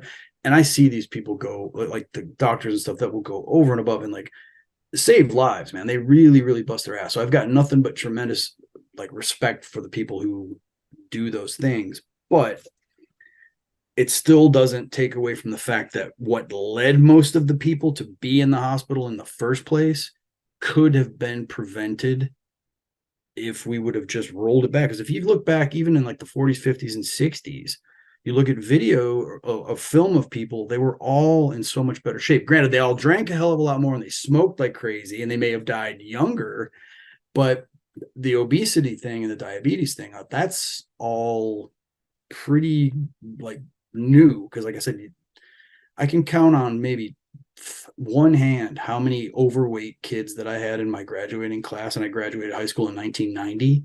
And now I just read this thing, and they always say that like the obesity rate in the United States is like around 42%. It's actually closer to 60 something, but they just obviously they can't say, yeah, we got 60 some odd percent. They fudge the numbers one way or another to say, oh, no, we're still down at 42%. But funny math, man. So yeah, like I said, it's become more of, doctors will go over and above to treat people once they're in the hospital or in the doctor's office in a lot of ways. But the reasons why they're there could have been prevented in so many cases. And that's, I think, where the tragic part of it all is. So yeah. Well, and I think the white pill I'm hoping we can offer people is that if you understand that it's the nature of bureaucracy and money and power that's doing the corruption, maybe some faith in science as an ideal and as a method can be salvaged. And the danger of bureaucracy is much broader. You spoke of observing people deteriorating. I feel like just in the last year I've experienced that too, but not physically, emotionally and relationally and psychologically. And it's again the bureaucratic logic. These are people who are largely conflict averse, very agreeable, that are willing to go along with the party line, whatever the party line might happen to be in whatever domain it might be, whether it's their marriage, whether it's the marriage, in fact, in 3 of those cases. And I can relate to that. I'm thinking on my own, and I'm like, I know exactly where you're going with this. I know the same. And the same. What's curious is that the same sorts of people who are susceptible and trusting of bureaucratic thinking in lockdowns or in science, in one instance, and who lack that genuinely scientific curiosity, are exactly the sorts of people whose marriage falls apart because they can't ask those direct questions. And there seems to be a connection between these superficially completely unrelated domains of the variables politics, change, but it's science, relationships, and it's not even that they're liberals necessarily. I would say they have NPC almost feels like too derogatory, because they are genuine people with their own thoughts and feelings and stuff, but they lack that scientific curiosity. Perhaps they had too developed of a sense of social shame, but for whatever reason they lacked the scientific instinct that would otherwise might have permitted them to question established ideas. I think that to pursue knowledge for themselves, not just trust in what was passed down as consensus. Well, and I think that's what, like, because we used to have a very high trust society at some point, or at least it was more high trust than it is today. I think there needs to be a healthy level of, I'm actually really happy that I've got a healthy level of skepticism, but I don't have a level of skepticism so much that it prevents me from, like, too much skepticism can create paranoia and complete immobility, and you'll do nothing, and you'll just be like terrified to do anything, and that creates fear. But yes, I think having true. You know what I mean? And I think having, I think so. I wonder if there's a couple different modes by which one can be skeptical. Because if I am constantly worried that my good friend is trying to lie to me and trying to manipulate me, that is a recipe for serious distrust, paranoia, and a bad time. If, however, maybe I like to argue with my friend, and I like to say, well, what if he's wrong about this with the best of intentions, even if he doesn't have the best of intentions in some cases, but I assume that he does. perhaps in that case, openness and curiosity can be possible even with trust. Trust is just, what are you trusting in? Are you trusting in intentions, or are you trusting in truth and accuracy? And also, I think it's important to distinguish between trusted individuals, who I think largely are trustworthy, as we talked about at the beginning with doctors and nurses, and trust in the logic of institutions and bureaucracies that have their own kind of emergent character, which is not just not benevolent, but often malignant, and even while composed of good and decent people. And I love that this is exactly Curtis Yarvin's depiction of the deep state, to take it political for a second. He's like, the deep state, or the cathedral, is a managerial class that is composed of intelligent, well-intentioned, patriotic people that in aggregate, working for those ends, is oppressive and essentially tyrannical. Yep, exactly. I mean, well, because that's like the well-intentioned people, right? Yeah, the road to hell is paved with good intentions. Yeah, exactly. And it's like, as cliche as that is, it plays itself out so often. I think that people also have lost, they've lost a lot of faith in their own ability to possess certain knowledge, and they've placed too much faith in the expertise of others. And again, I don't mean to diminish that. There definitely are people who are experts in their field, but taking ownership of your own ability to become an expert, or at least closer to being an expert, especially when it comes to your health. Because you mentioned earlier, there's nothing in my mind, there's absolutely nothing that is more important than your health, because it's the foundation of all things. If your health goes out the window, I don't care how much money you have, I don't care how many people love you, I don't care any of it. It means nothing. And I'm speaking, like, it took me away. I used to take things for granted. I thought I was a typical 26-year-old guy, bulletproof, nothing could hurt me, and until I had health issues. And then I was like, oh. And it was as hard as it was, and as horrible as it was, and I still got residual issues that I deal with. I wouldn't change a thing, because it was the singular best lesson I've ever learned in my life. And it made me change my approach towards everything. And I take nothing for granted at this point at all. And I truly place my health first and foremost. And like I said, you said earlier, and I appreciate, you're like, Joe's 50 something and he's in, better shape. Yeah. I mean, it's, I'm not gonna lie. It's nice to, when you look good, you feel good, but it's not really driven out of vanity. I'm just like, I need to be capable, because I don't have children. So it's like, for me, I've got to work and take care of myself until, Well, and I wasn't mentioning that, as a promo for some kind of calendar. Oh, no, not at all. I was saying that as a point about, there is what is marketed as health, and then what is visually clearly a demonstration of actual health.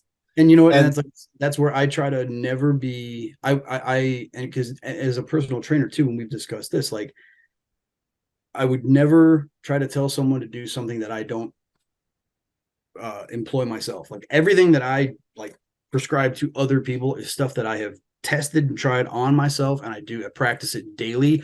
And again, it's not driven by vanity or even money, because it's that's not how I make my bread and butter. It's like, when I do any sort of personal training stuff at this point, it's really my side gig, right? And it's because, especially now, I've had so many friends of mine from high school and college that have let themselves really turn to shit, that call me up, and they've been busting my chops now for years. Oh, Joe's the guy who works out.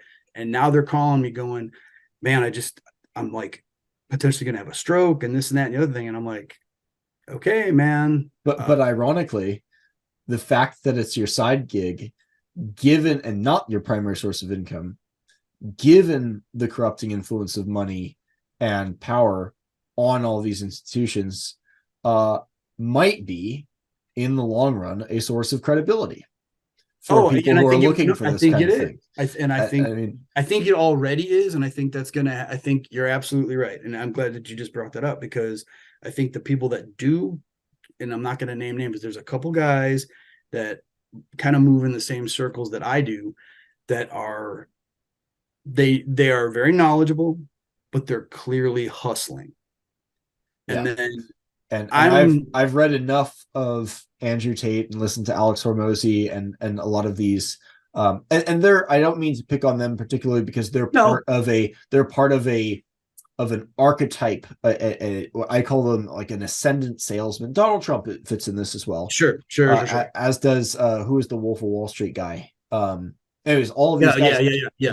It's the same thing. It's just instead of a large institution, it's just a single individual Yep. with a sales mindset.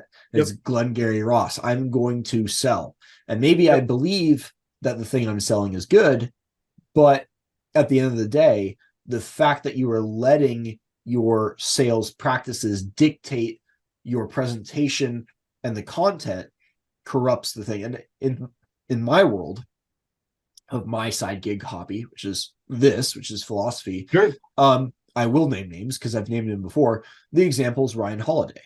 Mm-hmm. Ryan Holiday is a total salesman, and he's written about this. He had a whole life as a salesman and a promoter prior to getting to philosophy.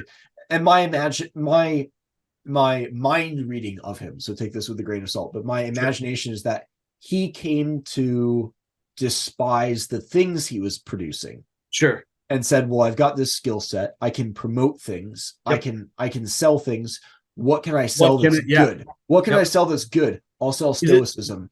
And it's kind of a noble charlatan, man. That's in a sense. Oh, well, he absolutely is, but but the instinct is almost understandable until you realize that the very skill he's bringing to this thing, all stoicism's good, Marcus Aurelius is good, I'll employ my sales skill to push this thing.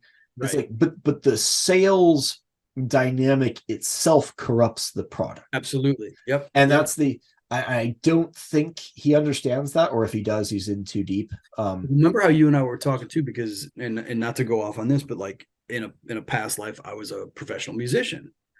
I've never been less happy playing music than I was when I was signed to a label playing professionally, because the music business, it was just like art and business. It was just like, oh my God. It was poison. It was poison. Yeah. So I broke the band up. I was like, I can't do this anymore. The thing that I cherish most, I was hating, because it wasn't even becoming a job. It was becoming like, you're a monkey and we are telling you how to dance and what to do. And I was like, I'm out. Exactly. I'm out. And it happens. I think that happens to a lot of people, but like guys like the Ryan Holiday guy you were just describing, I think there's a ton of guys that do that have really solid sales skills. And I see it now in evangelists, televangelists. Oh God. Yeah. You know what I mean? It's like, you can, but what's really cool is the converse story too. I interviewed on this podcast, actually, my favorite classicist, Greg Naj, who's in He's I listened to, and he like, this is a dude who taught in academia for decades, and he has written some books now, but he's reached that age and a level of success where he's doesn't appear to be dependent on that anymore at all. So he puts all of his books are online for free. He puts out all these videos. There's a serious power. He's a blogger now. He's a blogger now. He writes blogs. And honestly, that's where it's like, and I think that's where you're going to get the most unfiltered, true version of everything he's got to say, because he's just like, man, I'm just doing this just to do it. And it's like, and at the end of it, it's like, if he gets financial gain or whatever from any of it, that's a total byproduct where it's just like, cool, whatever. Exactly. But it's not what drives him. But if you don't get that money, you still have the benefit of the thing itself and the value of it and the enjoyment of it. And I think I'm hopeful that perhaps the future of science and health will look something like that too. I hope you're right too. And it's like, because I think it almost has to. Not to be fatalistic at all, but I think if it doesn't go back that direction, a whole hell of a lot of people are going to get very sick and die. Oh yeah. And Well, it's going to take something of that magnitude for people to go, whoa, whoa, whoa, whoa, what the hell is going on? But so, yeah. Well, but the cool thing is, well, I shouldn't say the cool thing is, it's possible that a lot of people do get sick and die, and they come up with a good enough rationalization that people never find the correct cause, right, and carry on because they always just look at the symptoms. That's and the institution would solve. But that doesn't mean. Sorry, I'm getting stuffed up. Speaking of illness, recovering from a cold, but that doesn't mean that we can't, pursue this science individually in the proper spirit. Absolutely. Anyway, and like what it's almost like grassroots science. It's almost like, exactly. You know what I mean? Guerrilla science. Yeah. And honestly, and I think the beautiful thing about that is that for all the people who claim to effing love science and stuff, they're not doing science at all. And doing science is actually fun. Unless it's motivated by necessity. Sometimes unless you're taking, maybe not. I was just gonna say, unless you're taking bullet ants and like sticking them in your pants or something. Yeah. Right. But fulfilling your own curiosity and under your own power, answering your own questions through empiricism and research, and having the humility and maybe this is the wrong word, but I'll use it anyways. The shamelessness. And no, it is. No, you're right. Because it is, like I said, when I was sick, I had to do a lot of embarrassing, very like I was like, fuck this. I've just got to do what I've got to do. Yeah. And you'll just, because the end result is is way more important, outweighs any stigma that may be associated with anything you're doing. Yeah.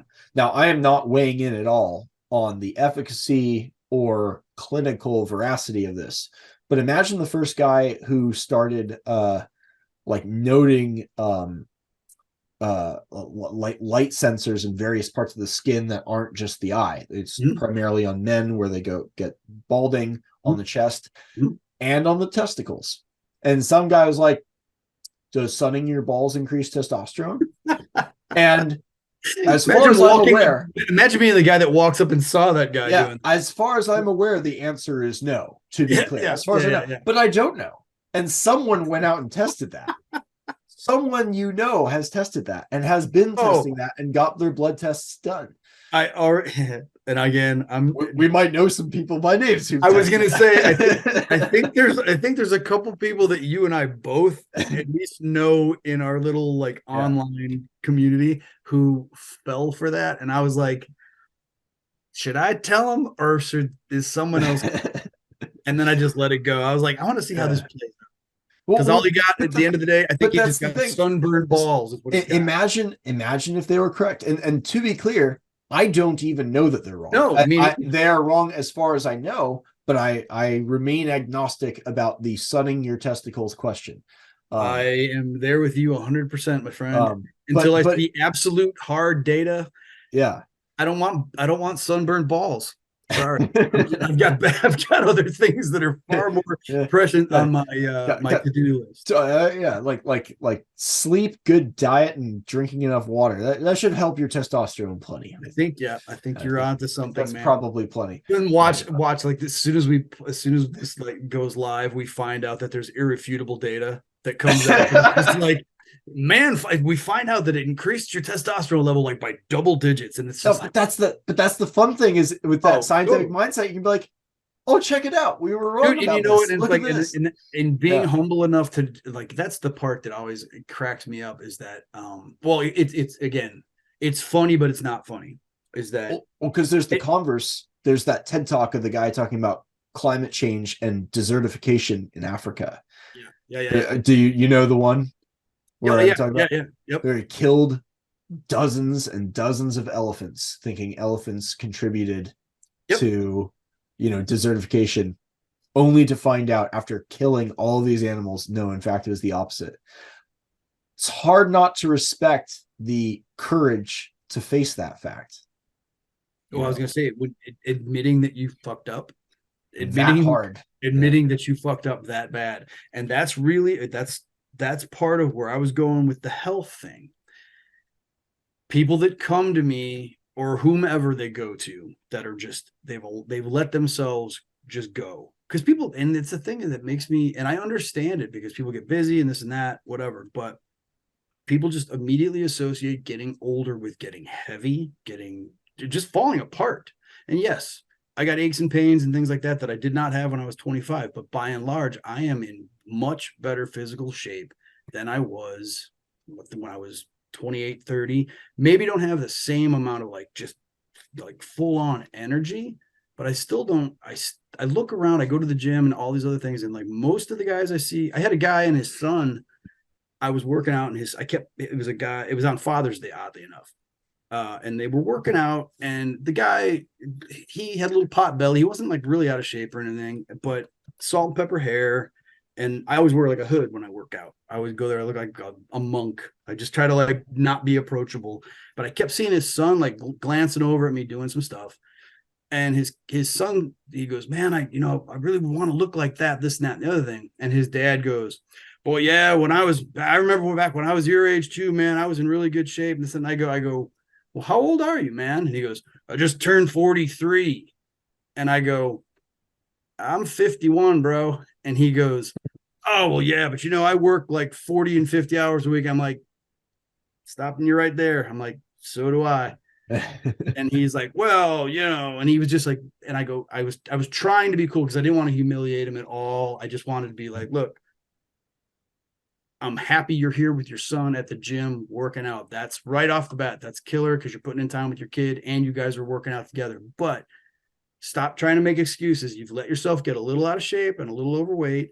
Accept what you did.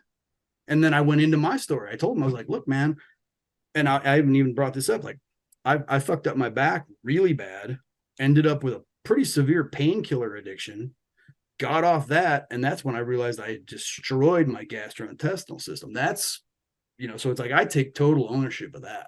I don't try to like put like the damn doctors opened my mouth and forced these pills down my throat. Yeah. It wasn't like that at all. Like I walked headlong into that.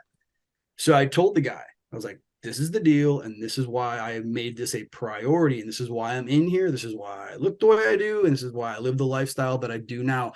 And he was cool. And he goes, man, you're right. He goes, you're absolutely right. And now I see him and his kid in there all the time. And I told him, I was joking. I go, I expect to see you guys. I'm going to be checking in on you. I said, I expect to see results. And I'm not kidding. Now, like the guy is like starting to slim down and he's making strides. And he and I he comes up and talks to me all the time now. And it's like, it made me feel good because I was like, I could have been a dick and been like, you're making excuses and you're just being full of shit and you're setting a bad example for your kid. And I didn't want to do that. And, and it worked out. So, oh, it's fantastic though. And I think that's actually a good point to close on because we've been going for about an hour, 45 minutes, but I feel like, the gym doesn't strike most people as a lab, as a science environment, though the gym bros know that it is. That is, in fact, one of the most pure forms of a lab out there. But the confronting someone with a reality that contradicted their own self-image, their own hypothesis, we might say, sure, is like an invitation to take on the scientific spirit. And when you take on that it is as if the fear of shame causes people to accept lies and even sell lies. And then those lies cause 100%, man, catastrophe down the road. But science, as the curiosity of science, serves as a kind of cure for shame. And in doing so, the scientific spirit can get us around the catastrophic effects of these lies that we tell ourselves and that other people tell us. And you can see it in that little gym interaction. Yeah. And you know what? It's very cyclical. I mean, yeah, like I said, you said that far better than I ever could have. You definitely said that far more eloquently than I ever could have. And going back to what you said, though, I do hold a lot of faith in the fact that the problem has to fix itself because the alternative is grave. And I don't think that, I'm not a pessimist. I'm definitely a realist. And I do understand that, like, things get pretty negative, but I do think that there is going to be a point where people and I think people are already starting to do it, but they're starting to go, I can take control of a lot more in my own personal day-to-day than I have been. Yeah. Just based on the number of people that even reach out for me, that would just call me up. Yeah. And I'm right on, man. Well, So, I've gotten into a few arguments with some scientists, even some professors, especially in the climate world. But I've told them directly, it's like, your certainty is exactly the reason why people are losing faith in science. And totally. and this bears out statistically. Like, trust in science has been declining. Yep. For sure. However, it would be cool if we could delineate that decline in trust, as we've already talked about, in institutions from the decline in trust in science. And if the declining trust in institutions leads to a resurgence in interest in actually taking on the virtues of science, yep, which is what it was supposed to all be about in the first place. And I think it will. I think it absolutely will, man. I think it would bring out benefit the all more. of us. Yeah, I think it'll bring out, and not just in science, but in all the different areas that we've touched on, and then all the ones that we haven't. I think it'll bring out the ones who are truly driven by the right impetus, like to get involved in whatever they're going to get involved in, that the genuine driving force. And then, like I said, if they get any sort of financial benefit or anything else on the back end of it, awesome. But that's not what drove them to that point. It's like the curiosity part of it, so. Exactly. And you wind up as a person of good character to boot. Fuck, man. Like I said, and I got to tell you, like I said, the things that make me feel the best are when I give somebody any kind of advice. It's like, and I don't give unsolicited advice. I hate those guys. But when people come to me and they actually listen to some of the stuff that I tell them, especially if it's an area that I feel comfortable in, it's like, if it's something I don't know about, I'm like, man, I don't know the first thing about, like, I would send somebody to you to talk to about, like, electrical work, because I don't know fuck all about electrical work. And then I would call one of my journeymen and say, hey, I got a question. Right. But I'm just saying, but where I'm sitting, you're a pro, and I'm like, I can change a light bulb. But like, the things that have made me feel the best were when I've actually helped somebody get to a point and improve something in their life, and I didn't charge them a penny. It really didn't cost them anything other than just a little bit of their own. They developed a certain discipline that they had just started slacking on. Yeah. And then they'll call me up and thank me for it. And it's like a very genuine, like, man, thank you so much kind of thing. It's like, if I've contributed anything to the world, it's like, I will take that. That's fantastic. Yeah. Asterisk disclaimer. We were just talking about electricity and the scientific spirit. Please don't experiment with electricity in your house. Just had to throw that out. But, or if you're going to be a clown and do it, turn off the main before you do anything. Or just go on YouTube and watch, like, all the videos. That there's millions of videos. Oh God, yeah. People that have tried to do at home. Yeah.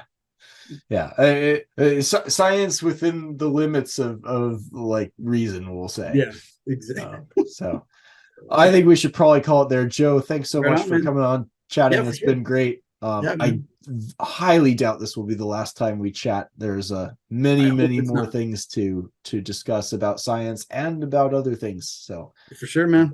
Thanks for listening, everyone. Take care.